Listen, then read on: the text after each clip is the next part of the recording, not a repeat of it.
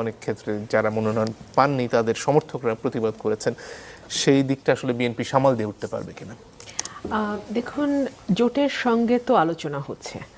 জোট বলতে যারা 15 বছর বিএনপির সঙ্গে নানান সুখে দুঃখে বিপদে আপদে মামলা হামলায় বিএনপির সঙ্গে ছিল, তাদের সঙ্গে আসন ভাগাভাগির একটা ব্যাপার আছে।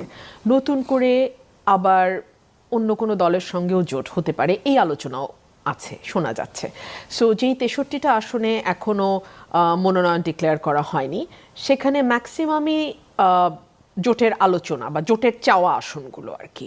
মানে আলোচনা তো ঠিক না, জোট তো কিছু আসন চেয়েছে যেগুলো বিএনপি কনসিডার করবে, বা যেটা ভাই বললেন যে উইনেবল ক্যান্ডিডেটকে, উইনিং ক্যান্ডিডেটকে, সেটা দেখবে বিএনপি। সো আপাতত সেই 63টা উইথ হোল্ড আছে, আমারটাও অন হোল্ডেই আছে। আর যেটা আপনি বলছেন যে মনোনয়ন না পেয়ে যেই প্রতিবাদটা, এখন